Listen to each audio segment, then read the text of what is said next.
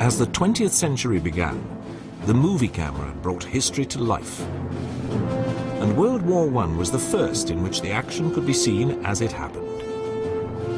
Early cameras were too bulky to record many critical events, but modern graphic techniques now allow these to be recreated. Such as the world's first tank-against-tank engagement, the exploits of the war's leading balloon buster, a daring special forces operation, defending a fortified position against a revolutionary new weapon, or the brutal effectiveness of air power. Modern techniques also allow World War I to be seen in color as it really happened. This was the war in which many of the weapons which today dominate the battlefield were first developed. The machine gun, the tank, specialized combat aircraft like fighters and strategic bombers, and the craft which revolutionized naval warfare, the submarine and the aircraft carrier.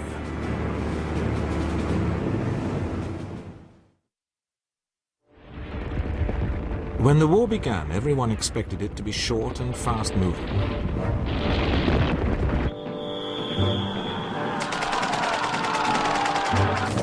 Instead, the power of the machine gun, massive artillery bombardments, and barbed wire led to the nightmare of trench warfare.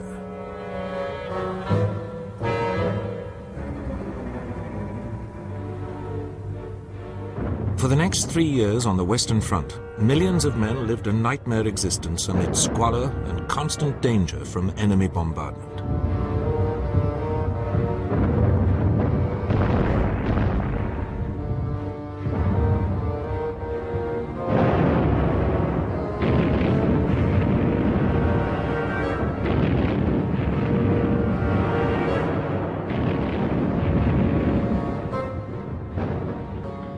They went over the top in futile mass attacks, only to be mown down in their hundreds of thousands by enemy machine guns. Attempts were made to break the stalemate, one of the most macabre, planned by the German General Staff. The historic fortress town of Verdun would be assaulted, not to achieve a breakthrough, but simply to bleed the French army to death. The town of Verdun had been a crucial defensive position on France's northeastern border for centuries. Around it was an elaborate and mutually supporting system of fortresses designed to halt any enemy advance.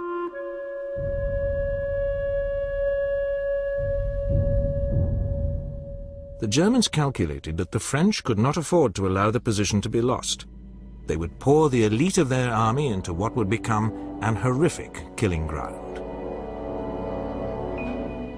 The fortresses like that at Douaumont had first been built in the 16th and 17th centuries.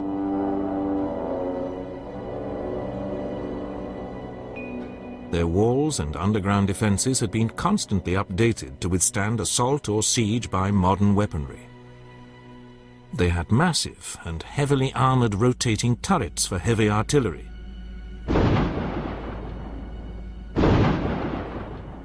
and many machine gun nests. But the reality was that since 1914, the defenses had been allowed to crumble, and the forts were severely undermanned.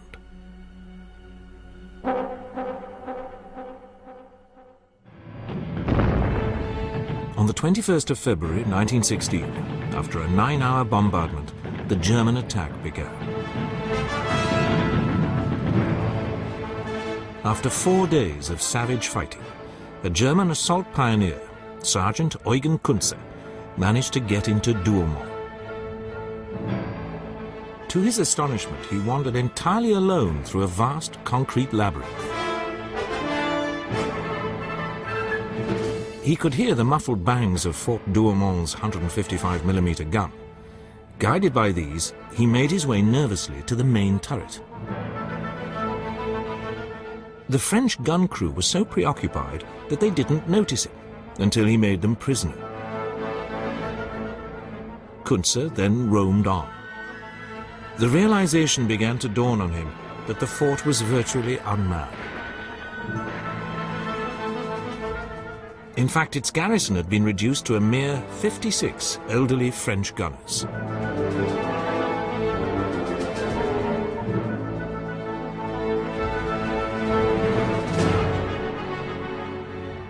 Scarcely able to believe his good fortune, Kuntze eventually found the remainder of these in the main dormitory, many still in their beds. He simply locked them in their room and called his men into the fortress. Sergeant Kuntze had single-handedly captured Verdun's most powerful bastion. Despite this disaster, the French held Verdun. Astonishingly, 3/4 of the French army was involved in the fighting during the next 9 months. More than 750,000 men, roughly half of them French and half German, were sacrificed in the bloodbath. By the 4th winter of the war, the Allies were hanging on grimly, desperately waiting for the arrival of millions of fresh American troops to turn the tide. The Germans were equally aware of this danger. Russia's collapse in December 1917 meant that they could bring more than 1 million men west, and General Erich Ludendorff, the commander on the Western Front, was determined to use these to achieve a swift and final victory.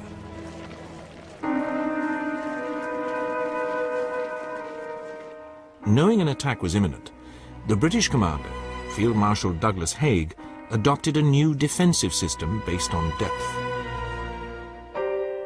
There would be a forward zone, or blue line, lightly manned but with strong points to blunt the initial attack. Then the battle zone, or red line, where the main fighting would take place. And finally, the rear zone, or brown line, where the enemy assault would be held. Ludendorff decided that a new attack method was needed to break these defenses: storm troops. Lightly equipped and fast-moving units of the most battle-hardened men would slip into the enemy's lines under cover of the bombardment.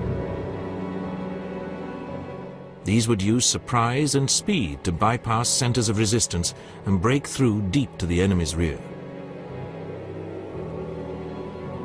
At 4 in the morning of the 21st of March 1918, 6,000 German guns opened up on the full depth of the British positions with gas and high explosives. Just over 4 hours later, the first wave of storm troops leapt out of the trenches and raced forward.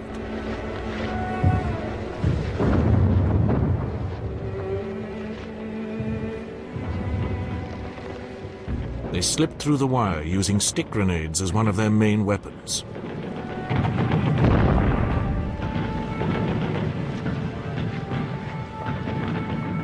Another was the deadly, belching fire of flamethrowers.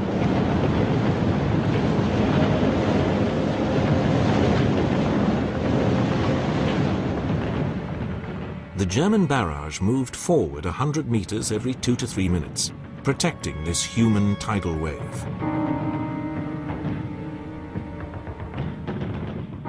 But in the end, it ran out of impetus, and the last great German offensive fizzled out.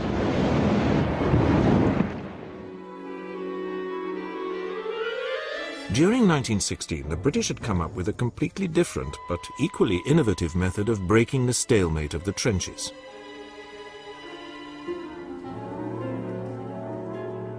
Deep underground, special teams of miners recruited from the coalfields of Wales and northern England had begun to tunnel under the German lines.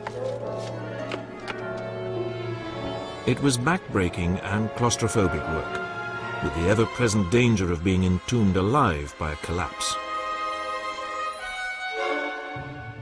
And made worse by the knowledge that the Germans were listening for the sound of digging, and sinking counter-tunnels down which raiding parties would tiptoe. Sometimes they would break in on the British miners, and desperate battles in the dark would ensue.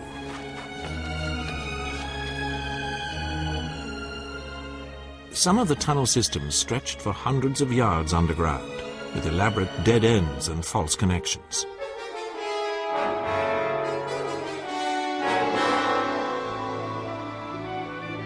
Once the main tunnels were under the selected sections of the enemy line, they were packed with explosive.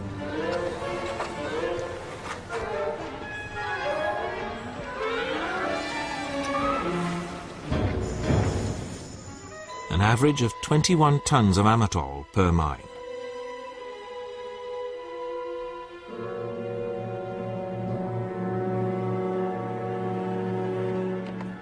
The greatest use of mines came on the 7th of June 1917, at the beginning of the British assault on the Messines White Sheet Ridge near Ypres. A total of 23 mines had been dug under the crucial German position, of which 19 were to be used. The Germans had pulled back from the others. The firing wires were connected up, and the assault troops moved into position in no man's land.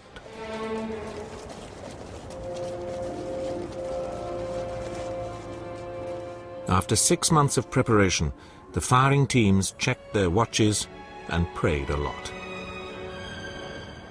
Then, at 3 a.m., the plungers were driven home. And more than 400 tons of explosive ripped 2 miles of the German front apart, killing thousands of defenders.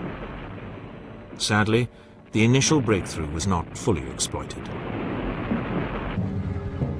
A more long-lasting British attempt to break the trench stalemate was the tank.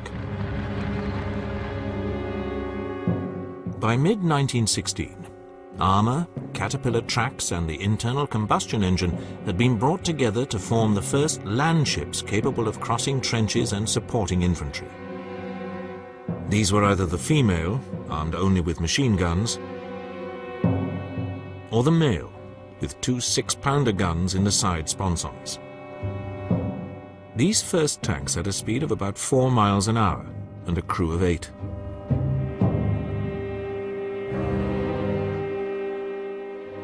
The British tanks were first used piecemeal in September 1916, during the Battle of the Somme. They achieved some local successes. But it was not until the Battle of Cambrai, in November 1917, when 376 tanks were used, that their true potential was shown.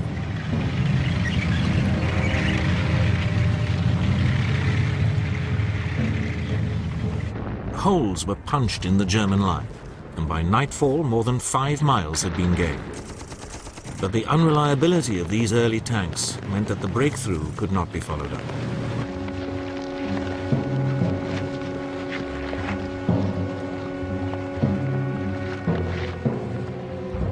Nevertheless, the Germans were so impressed by the British successes that they urgently developed their own tank, a 33-ton monster with a crew of 18 named the A7V. Armed with a 57mm cannon and 6 machine guns, it was totally underpowered and unwieldy, and could only manage 3 miles an hour. But it was rushed into service to counter the British threat, and the first tank-against-tank confrontation soon followed.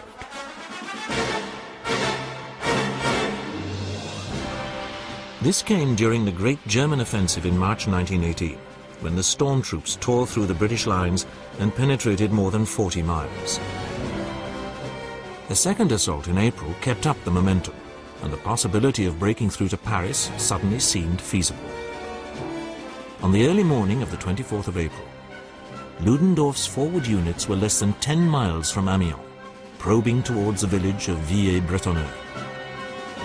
1.5 miles southwest of the village, a section of British tanks, 1 male and 2 females, was waiting in support of dug-in infantry. As the crews peered through the mist, they saw an extraordinary sight.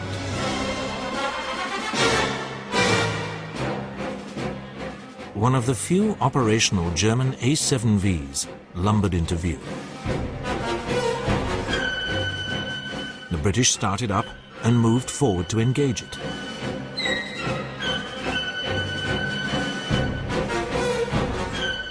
The world's first armoured duel was underway.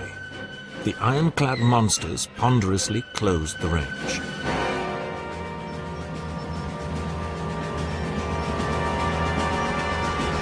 Inside the tanks, the conditions were appalling. There was no proper suspension, and the unsilenced engines roared and belched fumes.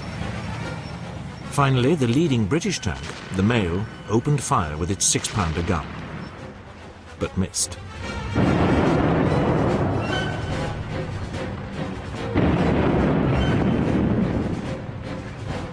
Unscathed, the A-7V trundled on, its crew desperately trying to see where the fire was coming from.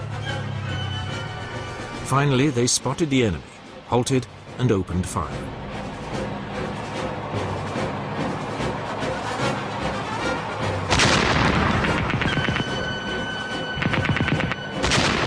No effect at first, but then it began to find its range and struck both British females. Neither was disabled, but unable to make any impression with their machine guns, they halted and began to pull back.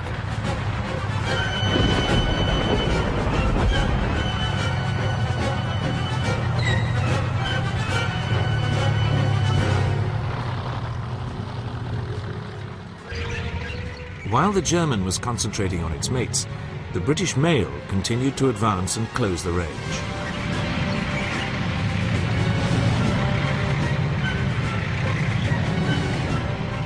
Its crew desperately trying to hold the A-7V in their sights as they were thrown around in the unsprung tank. At last they got within effective range and opened fire again.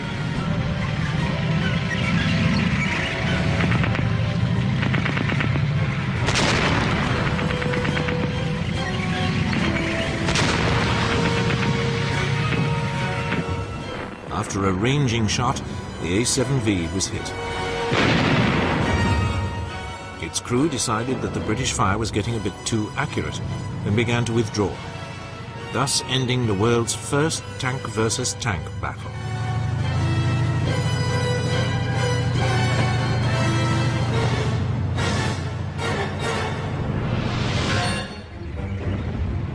The tank had revolutionized the battlefield, and the French were quick to see the need to add speed and mobility. They developed the 7-ton Renault FT-17 with a 2-man crew and a machine gun or 37mm cannon in the world's first traversing turret.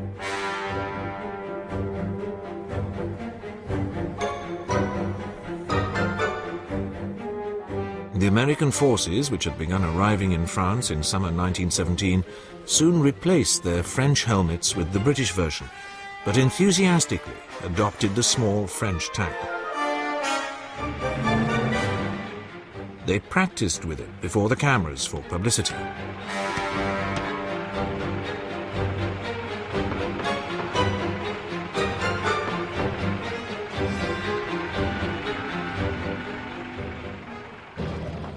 Several hundred were brought forward in support when the Americans began their first major action as an independent force.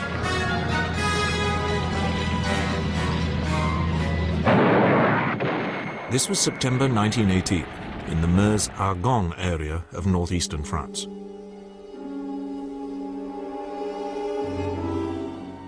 There the Americans faced a daunting challenge. Their trenches lay at the foot of the slopes running up to the Argonne forest.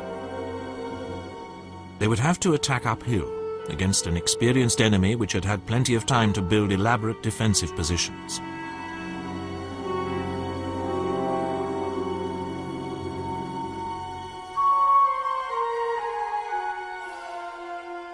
Behind the barbed wire and trenches of the German front line lay a series of machine gun nests which had been carefully camouflaged in the wooded terrain. German reinforcements could be rushed to these to blunt any breakthroughs.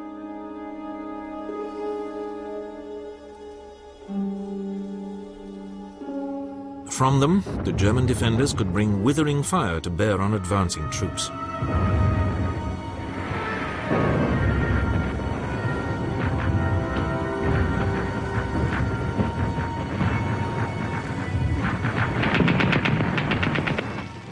The Americans had practiced hard using tanks to support their infantry, but these frequently came to grief, since the Renaults were only lightly armored and they could only get across a gap of 6 feet.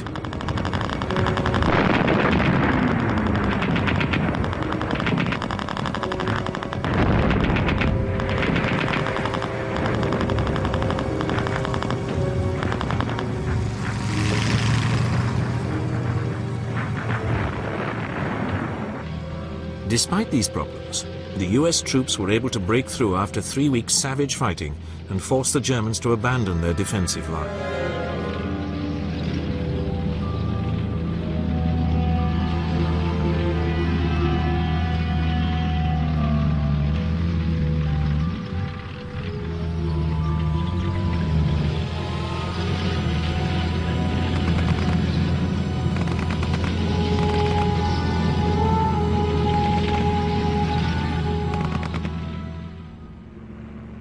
In the wide open spaces of the Eastern Front, warfare had been much more fluid.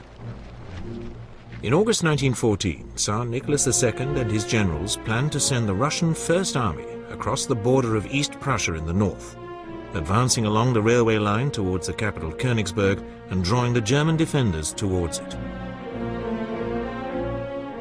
4 days later, the Second Army would move into the heavily wooded area near Tannenberg in the south. It would then strike north to capture Königsberg and cut off the main German army. The Russians surprised the Germans by how quickly they were able to mobilize. And the appearance of hard-riding Cossack cavalry struck terror into the local Prussian population.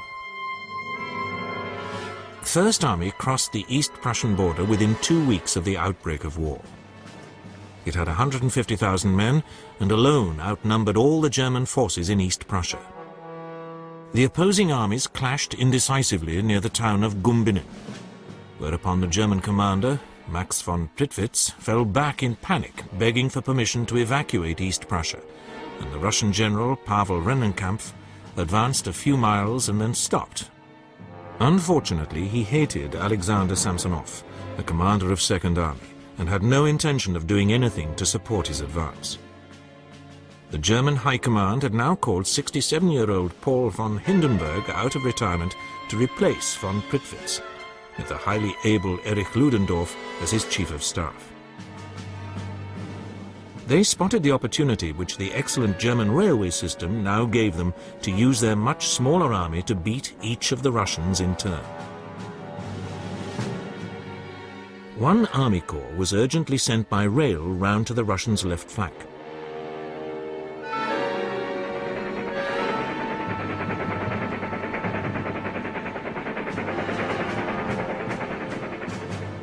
This went unnoticed by the enemy, which was unaware that it faced any serious opposition. Most of the remaining 2 corps were then ordered to march southwest as fast as they could to take up a position on the right of the advancing Russian Second Army. Once again, all evidence of a major enemy move was ignored by Second Army, while the remaining German division spread out as a covering force to harass the First Army once Rennenkampf decided to get moving again.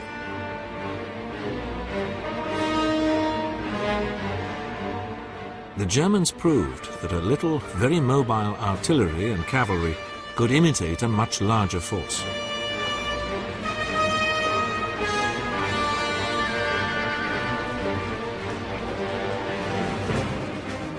In the south, the Germans watched as the Russian Second Army lost cohesion amid the forests and lakes.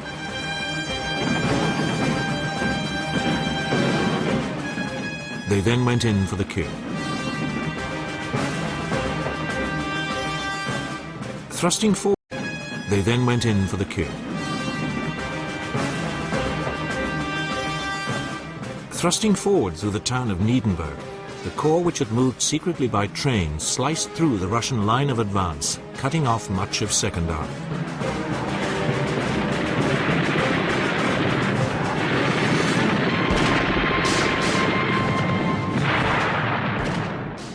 Then the other corps, which had moved southwest, completed the encirclement.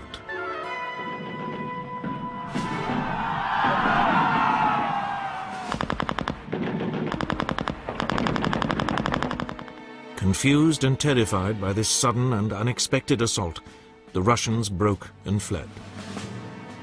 General Samsonov went into the woods alone and shot himself, while more than 300,000 of his men were killed or wounded and 90,000 taken prisoner.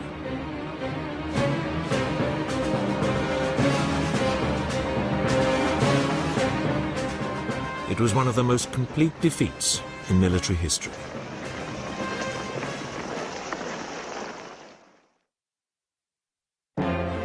When World War I began, manned flight was only 11 years old. Aircraft were rickety and unreliable, used only for observation. Their crews used handheld pistols or machine guns to drive off the enemy. But then a Dutch engineer named Anthony Fokker, working for the Germans, found a way of interrupting the fire of a machine gun so it could fire forward through the propeller. His Eindecker, or single-winger, became the world's first specialized fighter, and for 6 months ruled supreme over the Western Front.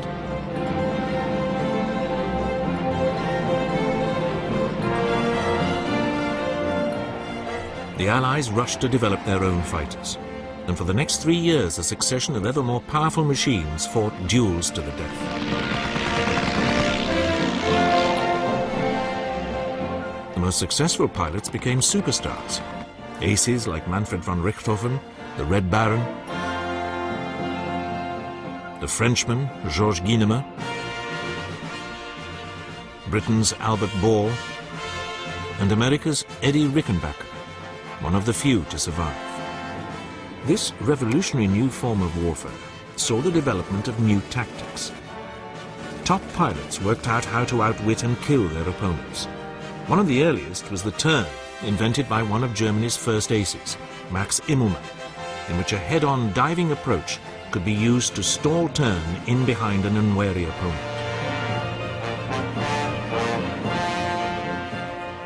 Barrage balloons were widely used all along the Western Front for observation and artillery spotting.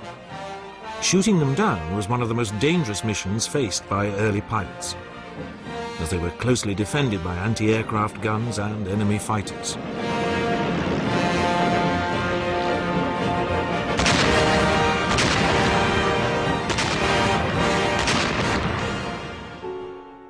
One of the most successful, famous, and short-lived balloon busters was a 21-year-old American lieutenant, Frank Luke.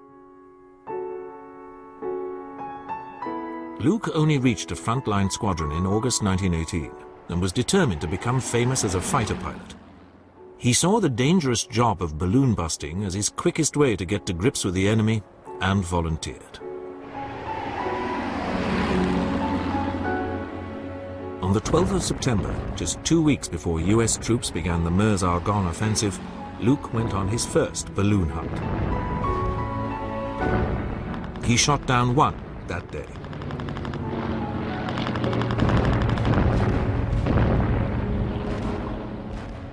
And 8 more over the next 4 days.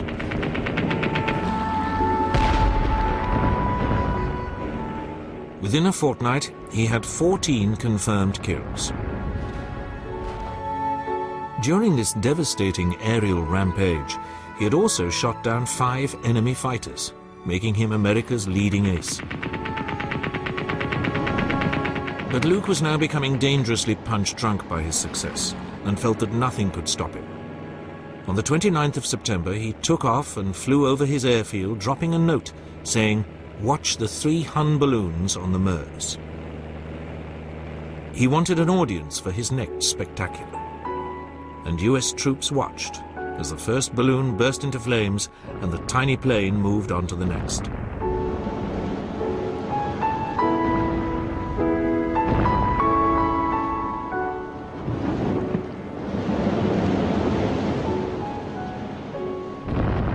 Frank Luke was true to his word. The 3rd balloon also went down.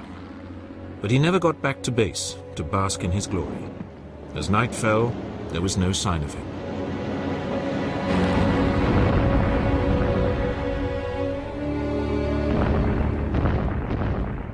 Only after the war was it established that his lone aircraft had been jumped by 8 Fokkers and forced to land after destroying 2.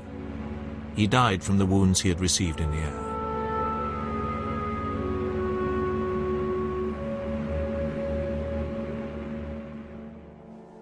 The information sent back by the observation balloons was increasingly used not only to direct artillery bombardments, but to plan bombing attacks on enemy lines and supply routes. The first bombing attempts were extremely basic. The observer simply dropped a missile over the edge.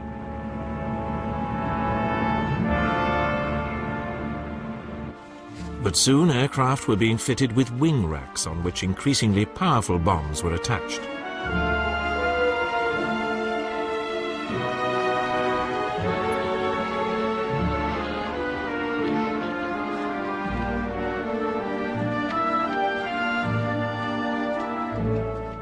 Aiming was still crude, with the crew relying on eye and an estimate of how much offset to allow.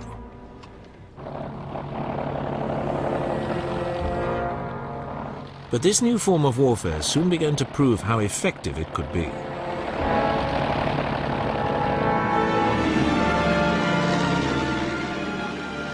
One of the most dramatic examples came during the Battle of Megiddo in Palestine in September 1918. RAF bombers dominated the battlefield, flying constant missions to harass the Turkish troops who were allied to the Germans.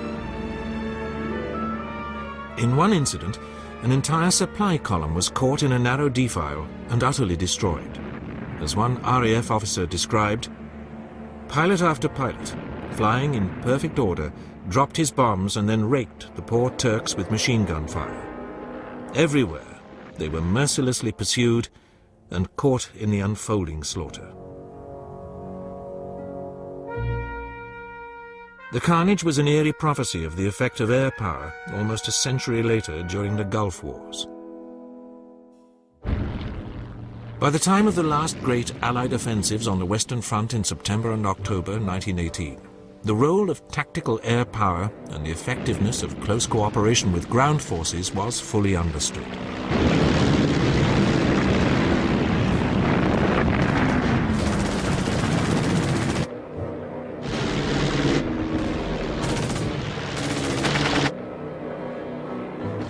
So too was the potential of this new weapon for long-range strategic assault.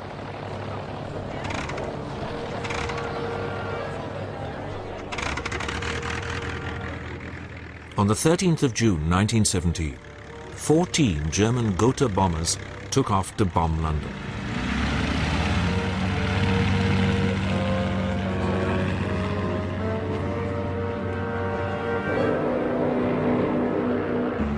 Each carried a ton of bombs, and 162 civilians were killed. This raid opened a new chapter in warfare. For the first time, non-combatants many miles from the front were directly in the firing line. By the end of the war, the British had developed their own strategic bomber force and were preparing to mount sustained campaigns against German cities. The strategic bomber was now seen as one of the crucial factors in warfare. As Prime Minister Stanley Baldwin said in the 1930s, the bomber will always get through.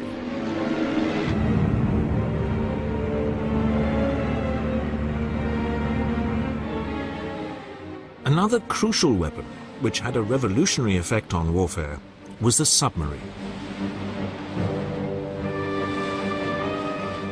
Armed with the torpedo, an invention which had already frightened naval commanders the world over, the submarine soon proved that it could threaten any battle fleet.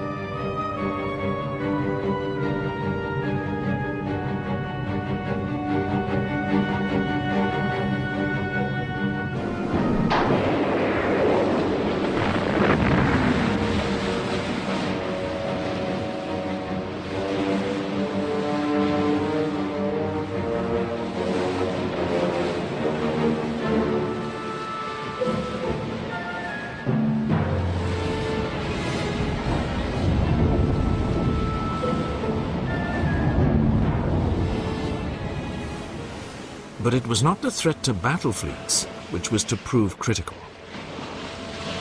The German U-boats soon showed that they had the potential to win the war by cutting Britain's vital trade links.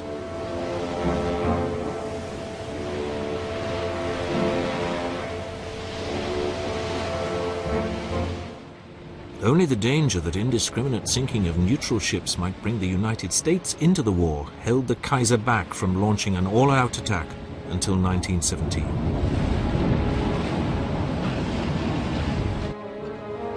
For much of the war, the Germans found it easy to prey on merchant shipping, because most ships sailed alone and unescorted. U-boats didn't even have to use valuable torpedoes to destroy their prey.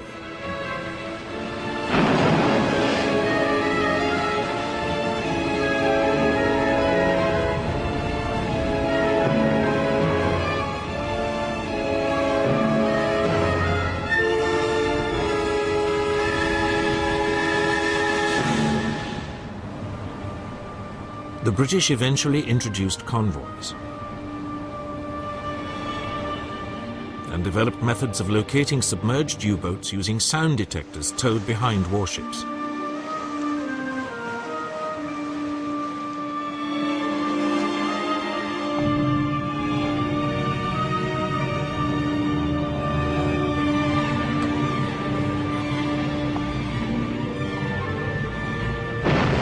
This was backed up with depth charges launched from fast-moving escorts.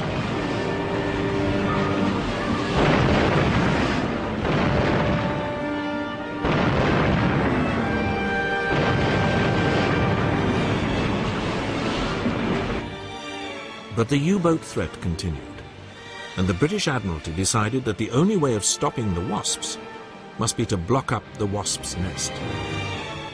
By 1917, the main U-boat base was at Bruges, in occupied Belgium. 8 miles from the sea, but connected to the ports of Ostend and Zeebrugge by canals.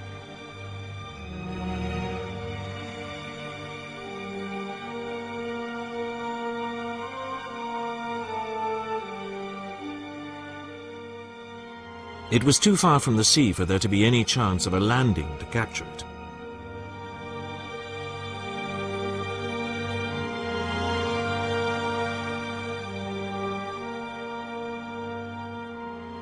The U-boats were housed in concrete shelters, which provided excellent protection against naval or air bombardment. So British Admiral Roger Keyes, commander of the Dover Patrol, decided that the best way to stop them was to block the points where the canals went out into the sea. Both the ports were heavily protected, with artillery and troops, and the entrance at Zeebrugge was also guarded by a mile-long mole. This was heavily fortified with a 20-foot-high wall on the seaward side and would need to be seized before block ships could reach the harbour mouth. Keyes decided that this could be achieved by berthing a shallow draft ship alongside it, carrying a landing party of elite troops, 700 men of the Royal Marines. He selected the cruiser HMS Vindictive for the task, and she was fitted with extra armour and guns. A new upper deck was built with 18 landing ramps, which would be lowered on top of the sea wall.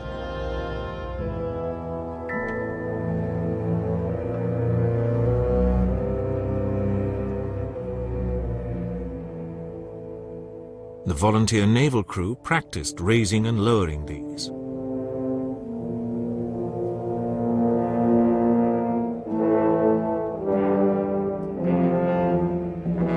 The mole had arches halfway, and it was planned to blow these using an obsolete explosive-packed submarine so that reinforcements could not get along it. What the attackers did not know was that a German destroyer had moored on the inside of the mole the previous night, more or less exactly alongside where the Vindictive was aiming to land. Admiral Keyes, aboard the destroyer HMS Warwick, led the task force out of Dover Harbour on the evening of the 22nd of April. The weather for the crossing was calm. For the previous week, monitors, with their massive 15-inch guns, had been bombarding the German coastal guns and strongpoints.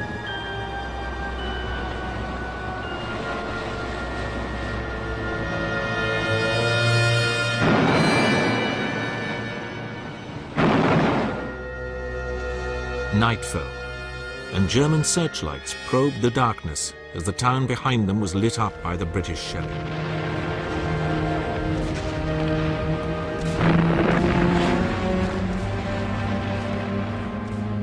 Then, at 23:30 hours, coastal patrol boats surged in and released their smoke floats. The wind was blowing from the northwest, wafting the smoke directly towards the mole and the port.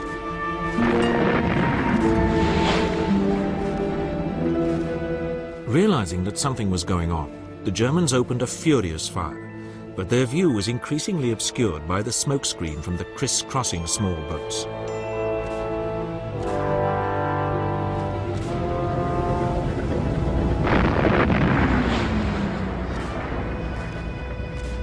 Behind the protective cover of smoke, HMS Vindictive, with 2 escorts, also packed with troops, should she be sunk, moved into position.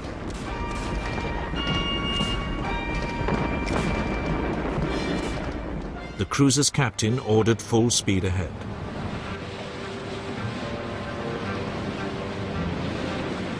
And the 3 assault ships raced into the smokescreen.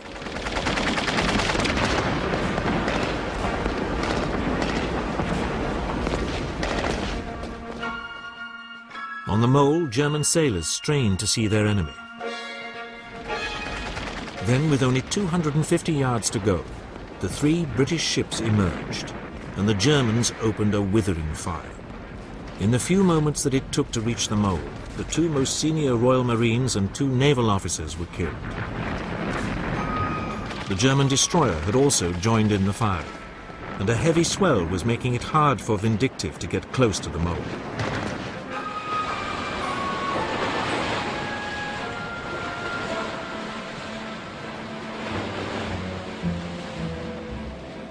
The German defenders were now firing at point-blank range.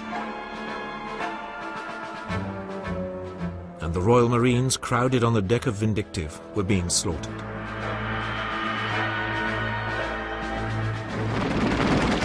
At this critical moment, the commander of one of the cruiser's escorts, the converted ferry Daffodil, saw the difficulty she was in and nudged his bows against Vindictive's side and pushed her alongside the mole.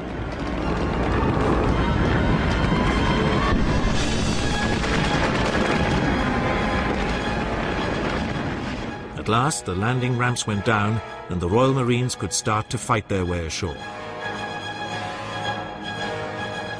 One officer, seeing a platoon of men crouched close to a ramp, ordered them ashore, but no one moved. They were all dead, cut down by a single machine gun.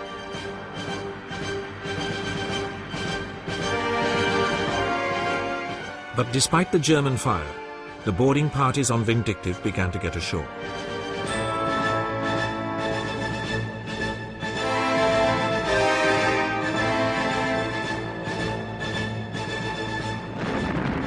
The men on her 2 escorts were unable to disembark because of the height of the sea wall, so those from Daffodil clambered aboard Vindictive so as to use her landing ramps.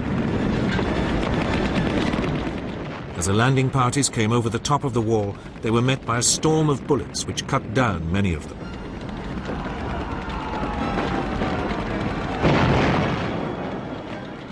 An attempt was made to rush the tip of the mole, but every single man in the attack became a casualty.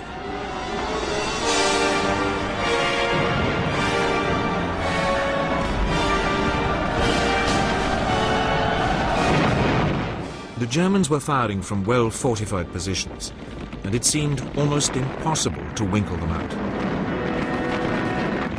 From the foretop of Vindictive, a section of Royal Marines was manning Lewis guns to provide covering fire. One by one, the men were cut down, until only Sergeant Norman Finch remained. Despite his wounds, he continued to fire on the German positions, and was one of the 11 Victoria Crosses awarded that day, the most ever during a single action. Gradually, however, the desperate gallantry of the Marines seemed to be having some effect. The fire from some of the German positions was slowing, and they were so preoccupied with fighting off the assault that they would be unable to turn on the block ships, which would go in behind them. While this desperate struggle continued, another threat to the Marines became apparent.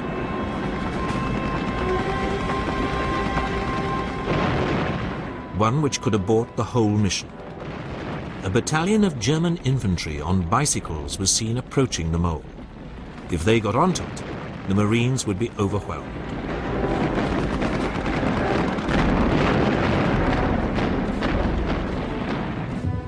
The submarine C-3 appeared in the nick of time and headed towards the arches of the mole. Without a shot being fired directly at her, her commander rammed the submarine into position. Before the Germans on the mole had realized exactly what was going on, the 7 men of the crew leapt into a skiff. But most were wounded by heavy fire before they could escape to the waiting motor launch.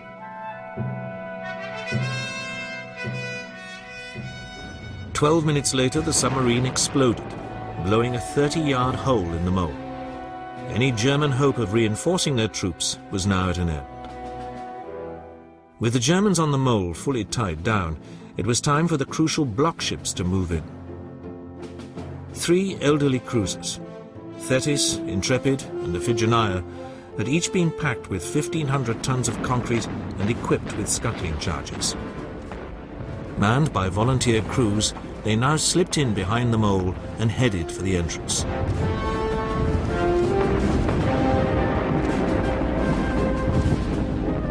Seeing this new threat, the Germans in the port itself concentrated their fire on the 3 ships.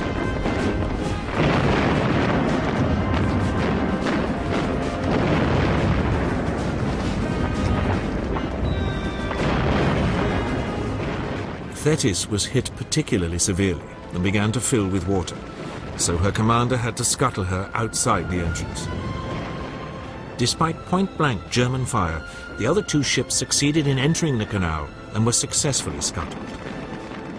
Launches were standing by to rescue the crews of the block ships, and these now moved in under heavy fire.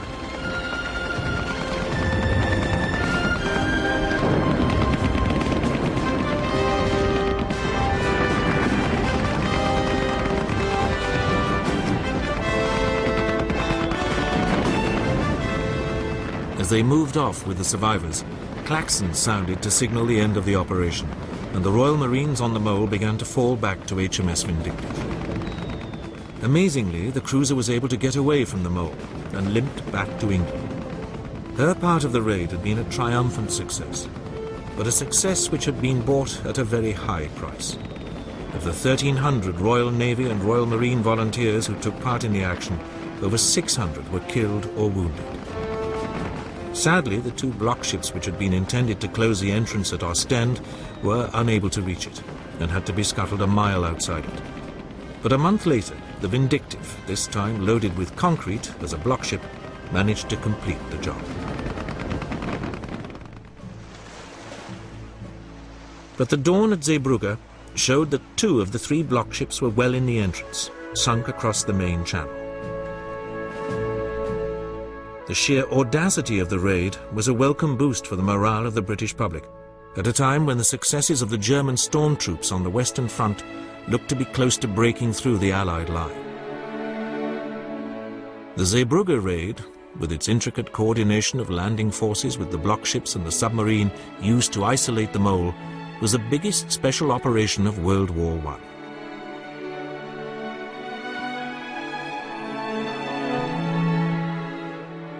Roger Keyes, the man who conceived it, was to go on to plan similar assaults when he became Director of Combined Operations in 1940.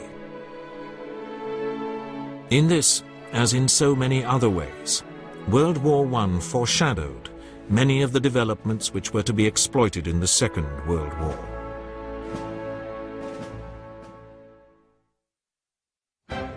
And even more spectacularly, it pioneered many of the weapons which have revolutionized today's battlefield.